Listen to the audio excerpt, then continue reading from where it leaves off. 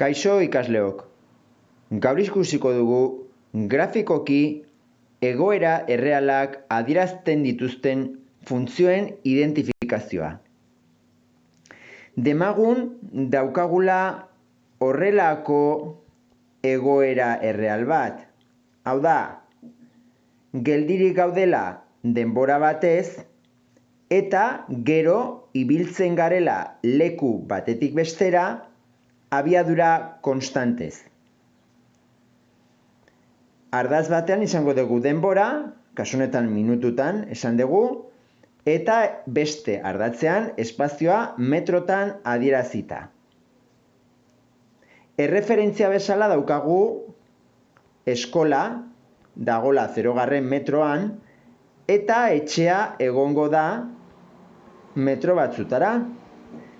Beraz, hemen ikusten da oso argi, geldirik gaudela eskolan 20 minutuz.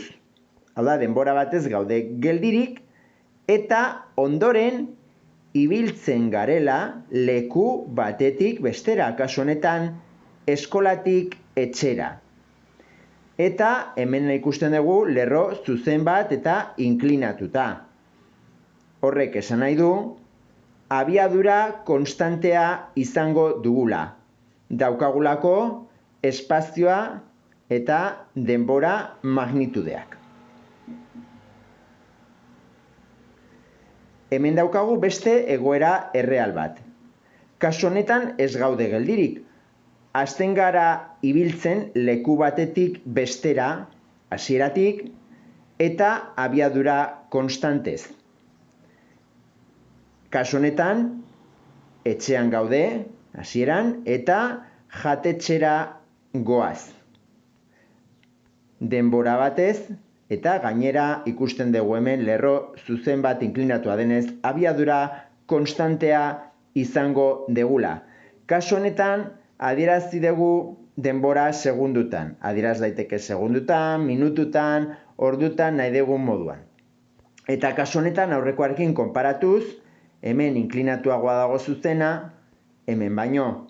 Beraz, hemen abiadura handiagoa izango da.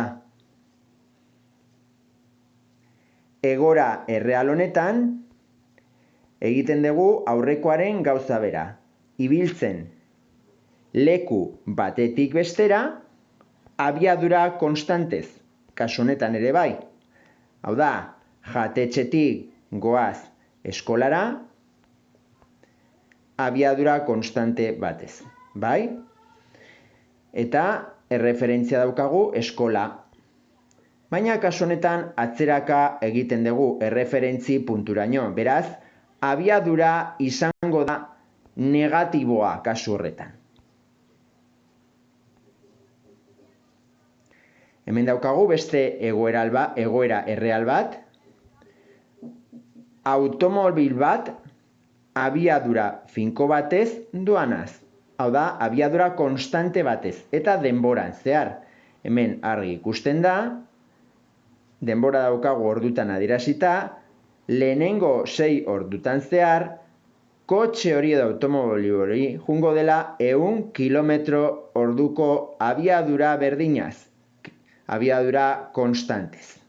Horregatik dago lerro horizontal bat. Konstante delako kasu honetan abiadura. Denboraren arabera. Aurreko egoerak izan dira higiduro zuzen eta uniformekoak.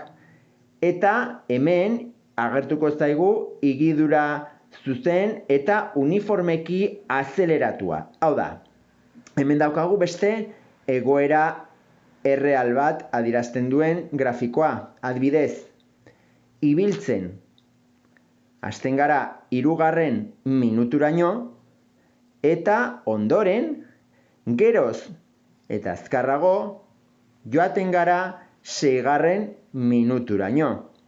Ikusten dugunez hemen, lehenengo 3 minututan egin dugu horrelako desplazamendua txikia.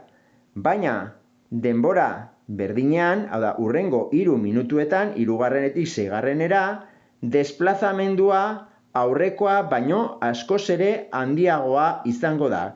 Kasu horretan, 4 aldiz handiagoa denbora berdinean. Beraz, lehenengo 3 minututan ikusten dugunez, lerro zuzena inklinatua da, beraz, abiadura konstantea da. Baina 3. minututik 6. abiadura ez da konstantea. Geroz eta handiagoa egiten da. Horregatik azkarrago ibiltzen gara eta horregatik kurba bat daukagu. Kasu horretan azelerazioa konstantea da, baina ez abiadura. 0. minututik 3. gertatu den bezala. Azeleratzen dugunean edo azkarrago ibiltzen garenean, geroz eta gehiago ibili egiten gara, denbora berdinean. Eta daukagu hemen azkeneko egoera. Kasu honetan, ibiltzen hasten gara 2. minuturaino, abiadura konstante batez, egiten dugu desplazamendu bat lehenengo 2 minututan, eta ondoren 2. minututik 6. minuturaino, desplazamendua askoz ere txikiagoa da. Hemen baino. Hemengo desplazamendua txikiagoa da denbora bikoitzean gainera. Eta kurba ikusten dugu barruraka da. Ikusten dezuten nola egiten duen kurba hau eta beraz abiadura txikiagotu egingo da edo motelago ibiliko gara 2. minututik 6. minuturaino. Kasu horretan, abiadura ez da konstantea, txikitu egiten delako, eta gainera azelerazioa jungo da txikitzen. Azelerazioa barkatu konstantea izango da, baina negatiboa. Eta abiadura gainera egiten da txikiagoa, gutxiago mugituko gara. Horregatik da kurba bat. Bale? Hau da, grafikoki egoera errealak adierazten dituzten funtzioen identifikazioari buruz jakin behar dezutena.